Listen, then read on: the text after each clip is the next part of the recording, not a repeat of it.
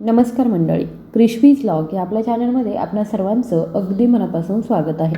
कधी कधी तुम्हाला सुद्धा असं वाटतं का की आपण 60 वर्षांपेक्षा जास्त वयाचे झालो आहोत आणि आताच आपल्याला आजारपण सुरू झालेलं आहे.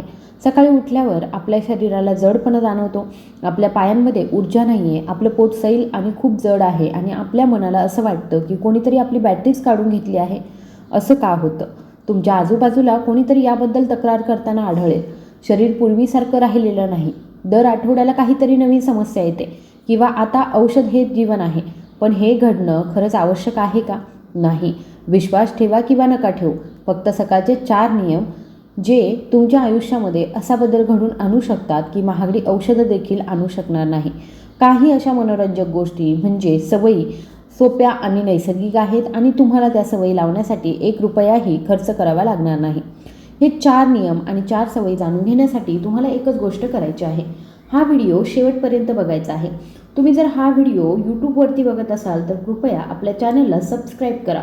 त्याचबरोबर तुम्ही हा व्हिडिओ नक्की कुठून बघत आहात हे मला कमेंट बॉक्समध्ये नक्की सांगा.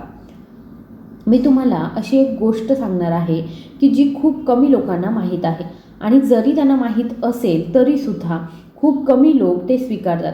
पण ज्यांनी त्या गोष्टी स्वीकारल्या त्यांच्यासाठी 60 वर्षांचं वय हा फक्त आकडा बनला आहे. चला तर मग आपलं जीवन पुन्हा निरोगी, मजबूत आणि हास्यपूर्ण बनवण्यासाठी हा प्रवास आपण सुरू करूया. सर्वात पहिली गोष्ट म्हणजे आपण सर्वांनी स्वीकारलेलं सर्वात मोठं खोटं, वय वाढलं तर आजार नक्कीच येतात. ही गोष्ट अर्धी खरी आणि अर्धी खोटी आहे. सत्य हे आहे की वयानुसार शरीराची ताकद कमी होऊ शकते, पण खोटं हे आहे की ते दुरुस्त करता येत नाही. आता लक्ष द्या, सकाळी उठताच तुम्ही प्रथम काय करता? तुम्ही तुमचा मोबाईल उचलता आणि व्हॉट्सॲप उघडता की चहाच्या हव्यासापोटी तुम्ही ते स्वयंपाकघरामध्ये धावता? जर हो असेल तर मला माफ करा, तुम्ही सकाळची सर्वात मोठी चूक करत आहात.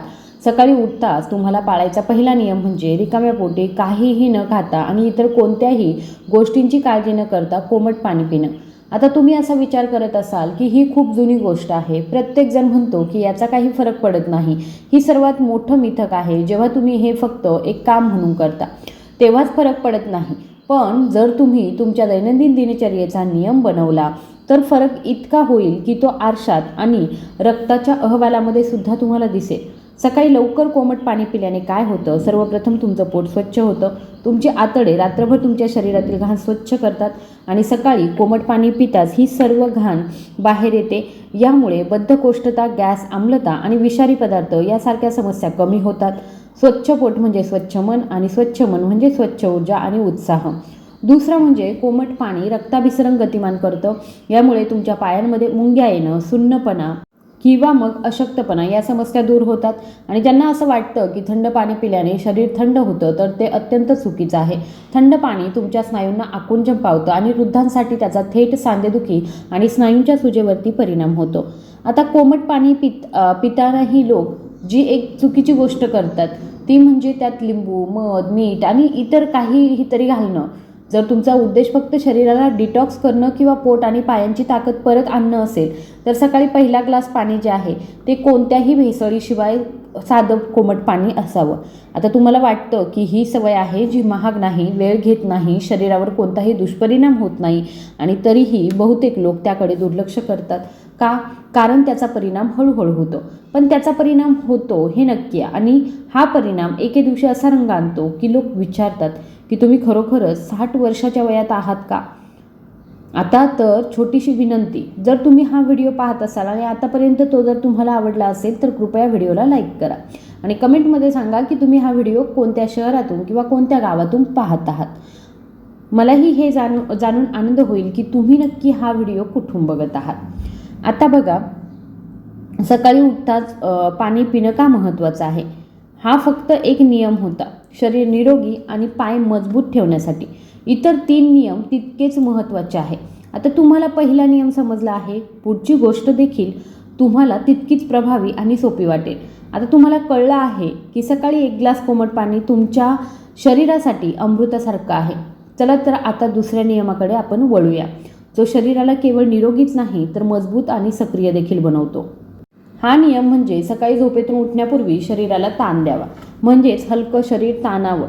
आता तुम्ही म्हणाल की सकाळी उठताच डोळेही उघडलेले नाहीत आणि शरीर कसं ताणावं? मग बघा, तुम्हाला हेच करायचं आहे. डोळे उघडण्यापूर्वी शरीराला जागं होऊन द्यायचं आहे. बरेच वृद्ध लोक सकाळी उठतात, बेडरूममध्ये बेडवरून सरळ उठतात, ना पाठ सरळ असते, ना मान तयार असते, ना पाय त्यांच्या जमिनीवरती स्पर्श करावासा पायांना वाटत असतो. याचा थेट परिणाम कमरेचा ताण, गुडघ्यांमध्ये कडकपणा आणि दिवसभराचा थकवा यावर होतो. आता विचार करा, जर तुमची गाडी रात्रभर थंड पडून राहिली आणि तुम्ही ती अचानक सुरू केली तर काय होईल? इंजिनला धक्का बसेल आणि आवाजही येऊ शकतो. शरीराचं सुद्धा असंच होतं.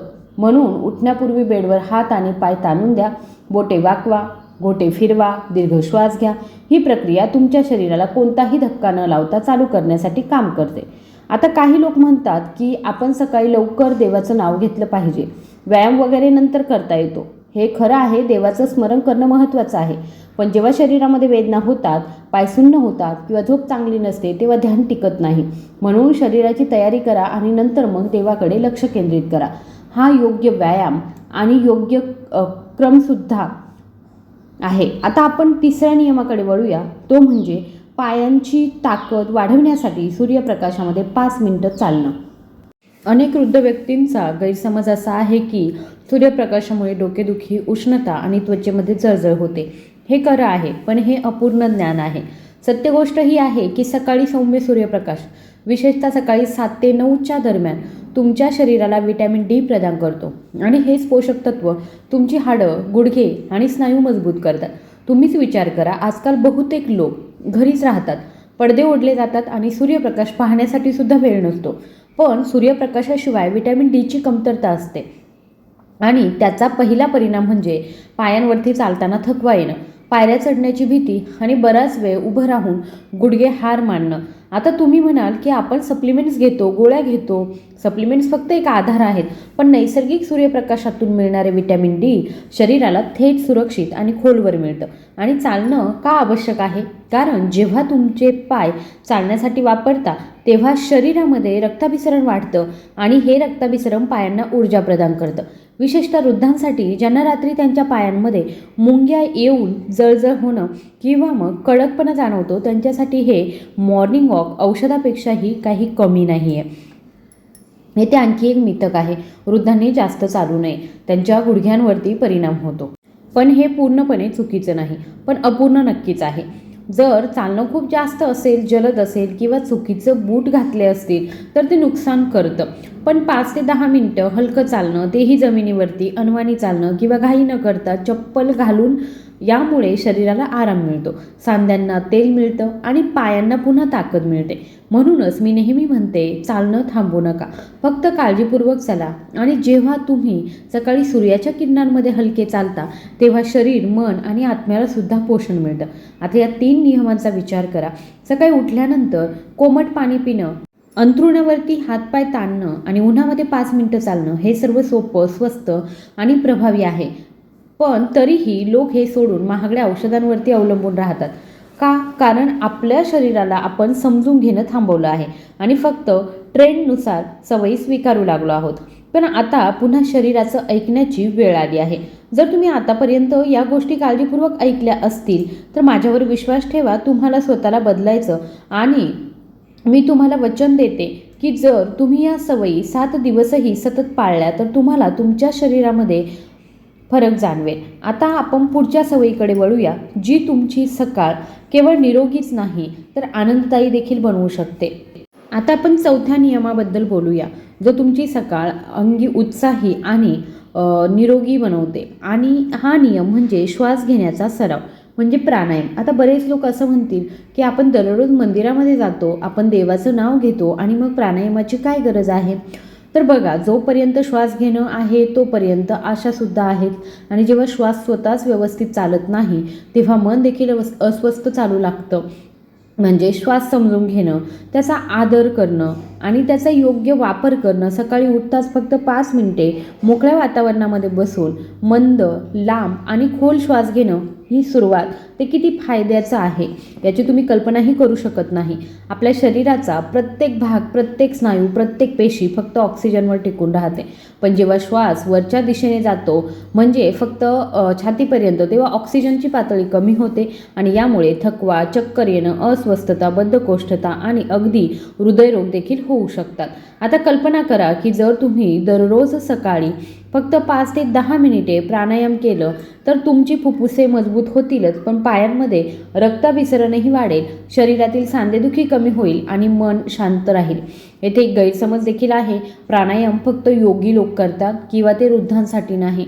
हा एक मोठा गैरसमज आहे. प्राणायाम कोणत्याही वयामध्ये करता येतं. हळूहळू आणि एकाग्रतेने सुरुवात करावी लागते, फक्त एवढंच. त्याचे फायदे आश्चर्यकारक आहेत. शरीरामध्ये ऊर्जा वाढते, झोप खोलवर येते, पचन सुधारतं आणि सर्वात महत्त्वाचं म्हणजे ताण कमी होतो. काही लोक म्हणतात की त्यांना श्वासोच्छ्वासाचा त्रास आहे, दम लागतो, ते दमा आहे, त्यांनी कसं करावं?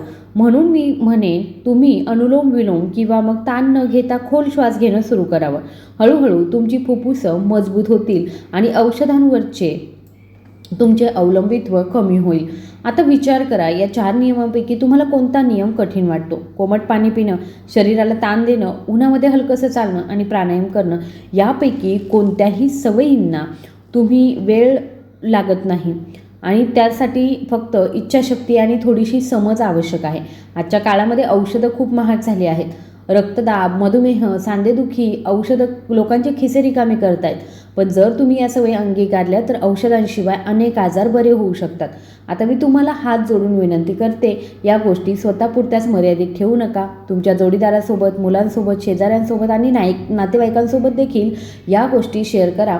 कदाचित तुमच्या एका शेअरिंगमुळे कोणाचं तरी आयुष्य बदलू शकतं. आणि हो, जर तुम्हाला हा माझा व्हिडिओ आवडला असेल तर कृपया व्हिडिओला लाईक करा आणि चॅनलवर नवीन आला असाल तर चॅनलला सबस्क्राईब करा. धन्यवाद.